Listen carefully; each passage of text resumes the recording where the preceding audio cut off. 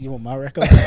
Okay, Yeah, it's kind of different because my recollection is from a recruit's perspective. I came on a recruiting visit back in 1985.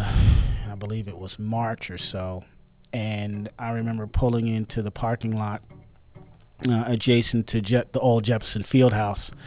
I just arrived, and Carl pulled up for practice in a red Porsche with one of those briefcase cell phones, and I just thought that was the coolest thing. I was like, man, that is awesome. So I was like, man, I think that's where I want to be. So. I can't top that. Do you remember that? Because I remember that. I was like, man, convertible. It was just like, man, stepped out of the car. That like on a movie, out of the car. It's like, and just track royalty right there. I mean, it was awesome.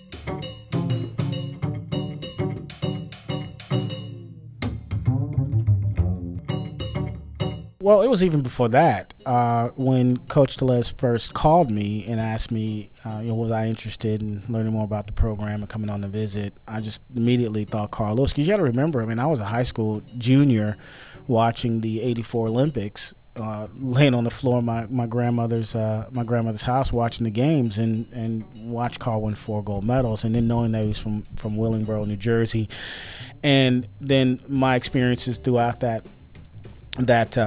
indoor season my senior year. I long jumped and sprinted, so there were some comparisons being made, and then to get that call, and then to meet Carl, one of the first people I met on my visit, it was really I don't want to say overwhelming, but it was just surreal for an 18-year-old kid.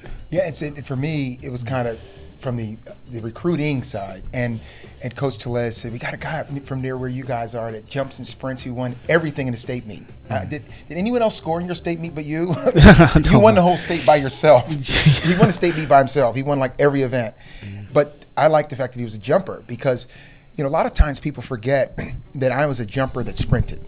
And when someone was a jumper that sprinted well, I really looked up to that, because I said, that person gets it. Because sprinters that try to jump have a much more difficult time. So that was my recollection. And then I remember him coming here and making an impact immediately, getting injured, fighting back, and that's my memory of Leroy.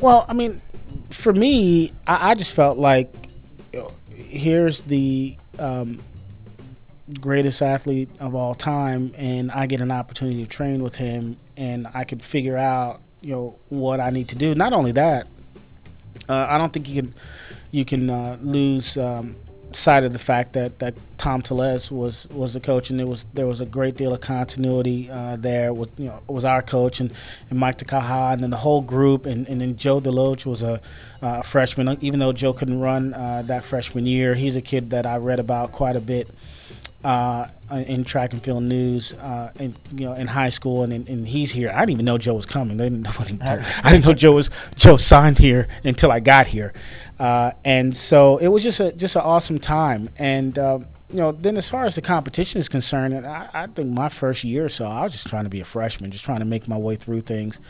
But I from time to time, I pull out a picture that I have of the NCAA Indoor Championships my freshman year. And I placed 3rd in the 60, and I think 4th or 5th in the long jump. And there's a picture of me on the victory stand. And actually, I think a guy who's actually from my neck of the woods won that meet. And I'm on the victory stand. I'm looking like really, really pissed off. And I tell my wife, man, look at the nerve. Look at the freshman on the victory stand pissed off because he didn't win. But I never really thought about it like that. As far as do I want to compete against Carl? I just want to try to be the best I could be. Yeah, and a unique thing we had is Coach Tellez, and like Leroy said, Coach Tellez, Mike Takaha, and the people that were here at the time. Between Joe and remember Kirk Baptiste was here. He got a silver medal in '84. So they created an environment where everyone came in and said, I want to be the best I can be, and thank goodness I have people to compete against. And little did we know that we'd have so many people that would follow us, and we practice every day. And I think that that the way the whole idea was set down established that yeah, we're running against the best every day in practice. We want to win every single meet, no matter what, who you are, break every record, and then let's go have a good time, and we'll see you Monday. That's kind of how our attitude always was.